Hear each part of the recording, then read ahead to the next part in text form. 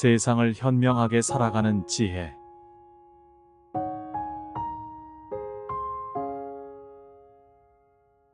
노후 준비.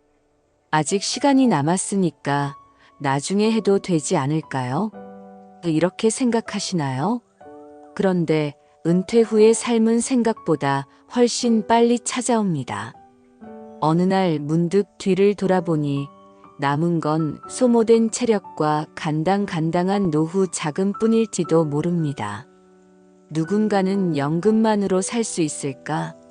걱정하며 밤잠을 설치고 또 다른 누군가는 젊을 때 더 준비해 둘 걸 후회합니다. 더 늦기 전에 준비할 수 있는 방법이 있을까요? 많은 사람들은 은퇴 후 새로운 삶을 기대하면서도 현실적인 걱정에 사로잡힙니다. 직장을 떠난 뒤의 막막함, 점차 줄어드는 수입, 늘어나는 의료비, 그리고 고립되는 인간관계까지 이 모든 것들이 인생의 후반전을 불안하게 만듭니다. 그리고 우리는 종종 자신에게 묻습니다. 남은 인생을 어떻게 채울 수 있을까? 오늘 우리는 은퇴 후를 대비하지 못한 이들이 겪는 막막함과 후회를 이야기하려고 합니다. 노후 자금 부족, 관계의 단절, 건강 문제, 모든 것들이 인생의 후반전을 불안하게 만드는 요소들입니다. 그런데 이미 이런 불안과 후회를 경험한 사람들은 말합니다. 지금부터라도 늦지 않았다. 그렇다면 우리는 어떻게 남은 인생을 준비해야 할까요? 많은 사람들이 늦었다고 생각할 때가 가장 빠르다는 말을 되새기지만 실제로는 첫 발을 떼는 것이 가장 어렵습니다. 우리는 오늘 구체적인 방법과 사례를 통해 늦지 않게 준비하는 방법을 나눌 것입니다. 노후 생활의 기초를 다지는 자금 관리법, 인간관계를 유지하는 법, 그리고 삶의 질을 높이는 취미와 건강관리 방법까지 이 이야기를 끝까지 들으시면 은퇴 후 삶을 보다 밝고 희망적으로 맞이할 수 있는 해답을 찾을 수 있을 것입니다. 60대에 접어든 어씨는 은퇴 직후 마치 망망대해에 던져진 난민 같다는 느낌을 받았습니다. 젊을 때는 가족과 직장 동료들에 둘러싸여 바쁘게 살아왔지만 퇴직 후에는 의지할 곳 없는 막막함과 고독이 그를 덮쳤습니다. 그러나 그는 좌절 대신 변화의 기회를 선택했습니다. 새로운 취미를 찾고 오래된 친구와의 관계를 회복하며 삶의 방향을 새롭게 설정했습니다. 이처럼 우리는 인생의 반환점을 돌며 새로운 시작을 준비해야 합니다. 그런데 어떻게 준비해야 할까요? 전문가들은 은퇴 후 삶을 위협하는 6가지 위험 요소를 꼽습니다.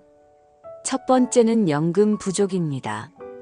연금만으로는 기본 생활조차 유지하기 어렵다는 것이 현실입니다. 연금 수령액이 생각보다 적어 생활비 충당이 쉽지 않은 경우가 많습니다. 이에 대비해 저축을 늘리고 추가 수입원을 확보하는 것이 중요합니다. 구체적으로는 개인 연금 가입을 검토하거나 퇴직 전에 장기 저축 계획을 세워두는 것이 필요합니다. 연금이 부족할 수 있는 현실을 감안하여 은퇴 이후에도 일정한 소득을 창출할 수 있는 방안을 마련해야 합니다. 예를 들어 일부 은퇴자들은 자신의 경험과 전문 지식을 살려 자문 서비스나 강연 활동을 통해 수입을 창출합니다. 또 다른 이들은 주식 배당금이나 부동산 임대 수익을 활용하여 안정적인 현금 흐름을 확보합니다.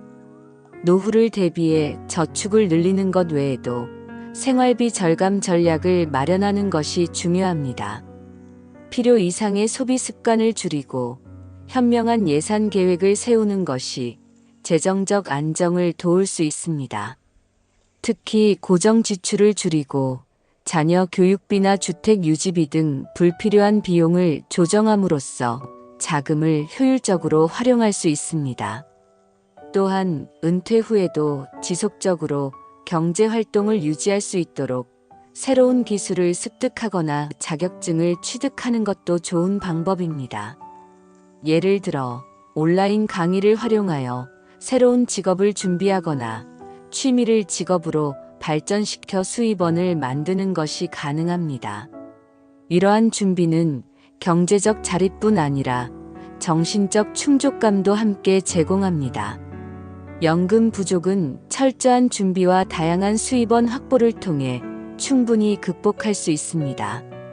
장기 저축 계획을 세우고 소규모 창업이나 투자, 재취업 등을 통해 안정된 수입을 유지한다면 은퇴 이후에도 여유롭고 풍요로운 삶을 이어갈 수 있을 것입니다.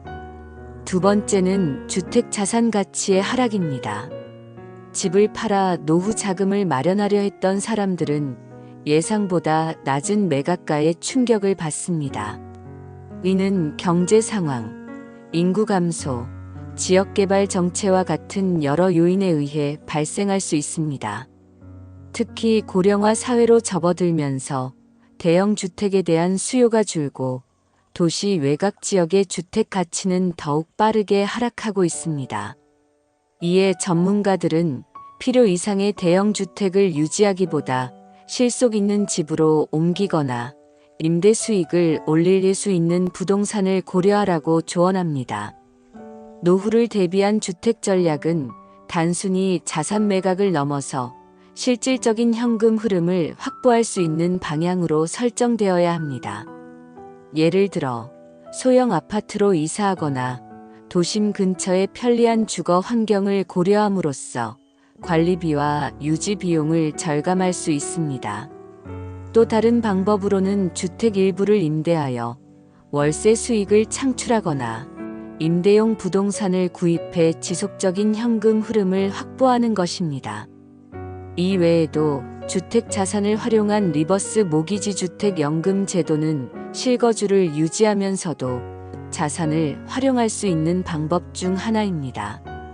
이 제도는 집을 담보로 은행에서 일정 금액을 정기적으로 지급받는 방식으로 노후 생활 자금을 보충하는 데 매우 유용합니다. 다만 장기적인 재정 계획을 세우고 상환 조건을 꼼꼼히 검토하는 것이 중요합니다.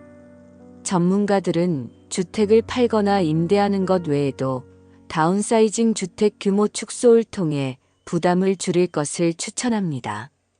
예를 들어 넓은 마당이 있는 주택을 유지하는 대신 관리가 용이한 아파트나 타운하우스로 옮기면 유지비와 관리비를 절감할 수 있습니다. 또한 이런 변화는 생활 편의성을 높이고 건강관리 접근성을 개선하는 기회가 될 수 있습니다. 결국 주택 자산을 활용하는 방법은 개인의 상황과 필요에 따라 다르게 접근해야 합니다. 장기적인 자산 계획을 세우고 시장 흐름을 주시하면서 주택을 전략적으로 관리한다면 노후의 재정적 부담을 줄이고 안정적인 생활 기반을 마련할 수 있을 것입니다. 세 번째는 증가하는 의료비입니다. 나이가 들수록 병원 방문이 잦아지고 이에 따른 비용이 부담으로 작용합니다. 특히 만성질환 관리나 정기적인 건강검진은 예상보다 더 큰 경제적 압박으로 다가올 수 있습니다. 건강관리에 신경 쓰고 장기 요양보험 등 다양한 대비책을 마련해 두어야 합니다. 예방의학에 대한 관심을 높이는 것도 중요한 대비책 중 하나입니다. 정기적인 검진을 통해 질병을 조기에 발견하면 치료비를 크게 줄일 수 있습니다. 예를 들어 고혈압이나 당뇨와 같은 질환은 초기 관리만 잘해도 합병증 예방이 가능하므로 의료비 부담을 줄일 수 있습니다. 또한 운동과 식습관을 개선함으로써 질병 위험을 낮추는 생활습관 변화를 실천하는 것이 필요합니다. 장기 요양에 대한 대비책도 구체화해야 합니다. 노후에는 스스로 일상생활을 관리하기 어려운 상황이 올 수 있으며 이때 간병 서비스나 요양시설을 이용하는 비용이 급증합니다. 장기 요양보험 가입을 검토하거나 재택 의료 지원 서비스를 알아두는 것이 필요합니다. 특히 간병비 절감 및 효율적인 관리를 위해 정부 지원 프로그램이나 복지 서비스 활용법을 미리 조사해 두는 것이 좋습니다. 또한 의료비 절감을 위한 구체적인 전략도 세워야 합니다. 예를 들어 약값을 줄이기 위해 건강보험 적용 항목을 활용하거나 정기적으로 약을 대량 구매하여 비용을 절감하는 방법도 있습니다. 예방접종이나 보건소 검진을 적극적으로 이용하면 비용을 줄일 수 있습니다.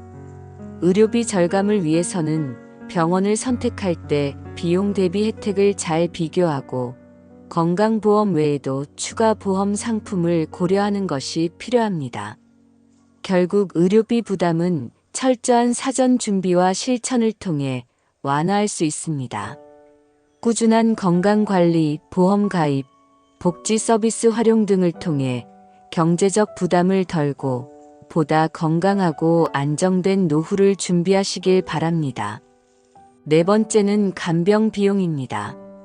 예상치 못한 상황에서 가족을 돌봐야 하거나 자신이 간병을 받아야 할 수도 있습니다. 간병 준비는 미리 해두어야 부담을 덜 수 있습니다. 간병 문제는 단순히 경제적인 부담뿐 아니라 정서적, 신체적 피로도 동반하는 큰 과제입니다. 따라서 이러한 상황을 대비하기 위해 사전에 철저한 계획을 세우는 것이 필요합니다. 먼저 가족 간병의 필요성을 고려해 적절한 지원 시스템을 구축해야 합니다.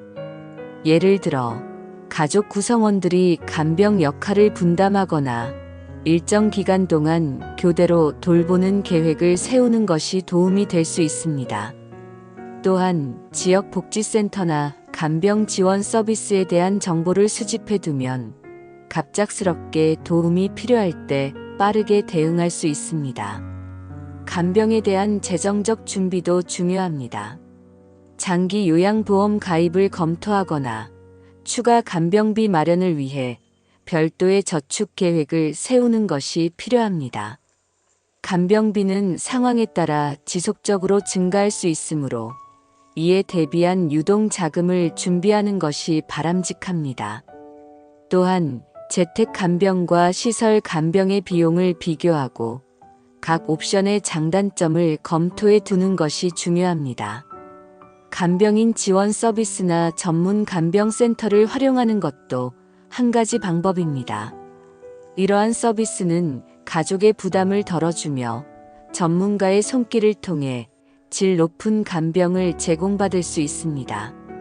간병 서비스 선택 시에는 서비스 제공자의 자격과 평판을 꼼꼼히 확인하고 필요한 경우 상담을 받아 구체적인 계획을 세우는 것이 필요합니다. 마지막으로 정신적 대비도 필요합니다. 간병은 신체적 피로뿐만 아니라 심리적 스트레스도 유발할 수 있기 때문에 가족들과의 정서적 유대감과 지지를 강화하는 것이 중요합니다. 간병 중에는 돌보는 사람의 정서적 안정을 유지하기 위해 휴식 시간을 확보하고 스트레스 해소 활동을 계획하는 것도 필수적입니다. 결국 간병 준비는 경제적, 실질적, 그리고 심리적 요소를 모두 포함해야 합니다. 이를 통해 갑작스러운 상황에 대비하고 가족의 부담을 최소화할 수 있습니다. 철저한 준비와 체계적인 계획은 간병이 필요한 상황에서도 보다 안정적이고 평온한 삶을 유지하는 데 큰 도움이 될 것입니다. 다섯 번째는 재취업의 어려움입니다. 많은 사람들이 은퇴 후 재취업을 꿈꾸지만 현실은 녹록지 않습니다. 경제 상황의 변화와 고령화로 인해 일자리 시장의 경쟁은 점점 치열해지고 있습니다. 특히 50대나 60대 이후에는 경력과 경험이 풍부하더라도 새로운 직업에 적응하거나 최신 기술을 익히는 것이 쉽지 않습니다. 그럼에도 불구하고 재취업을 성공적으로 준비하기 위해서는 구체적인 계획과 노력이 필요합니다. 재취업을 위해서는 자신이 갖춘 기술과 역량을 점검하고 필요한 자격증을 미리 취득하는 것이 중요합니다. 예를 들어 컴퓨터 활용 능력이나 외국어 실력을 향상시키는 것은 새로운 직업 시장에서 경쟁력을 확보하는 데 큰 도움이 됩니다. 또한 다양한 온라인 강의 플랫폼을 활용하여 최신 트렌드와 기술을 익히는 것도 효과적입니다.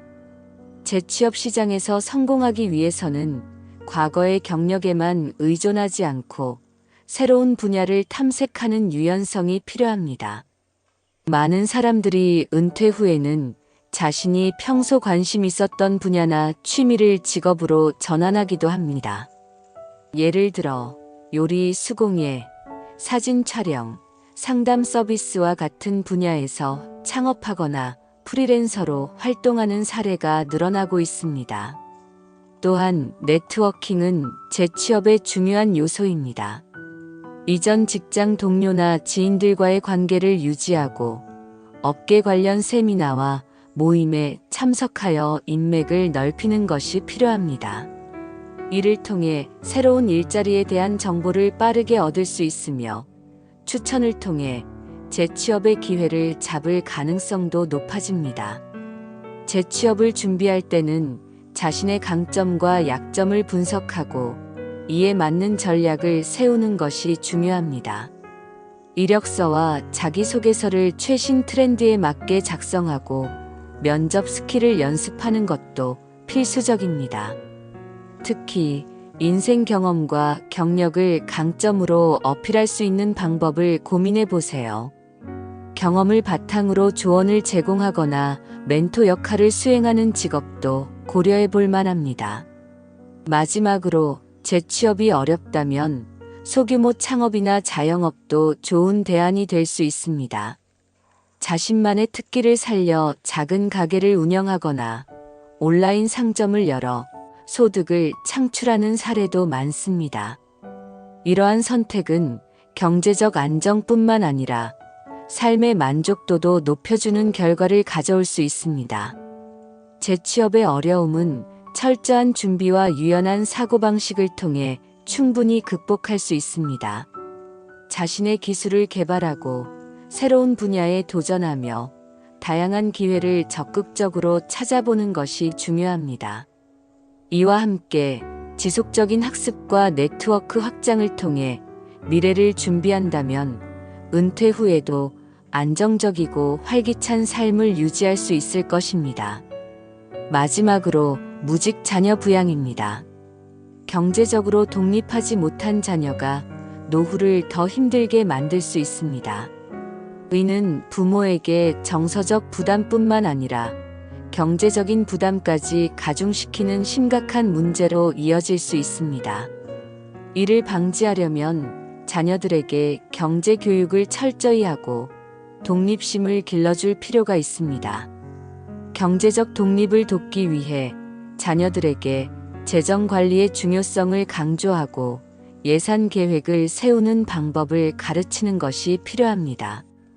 예를 들어 용돈을 주면서 예산을 세우고 지출을 관리하는 습관을 길러주면 자녀들은 자연스럽게 금전 관리를 배우게 됩니다.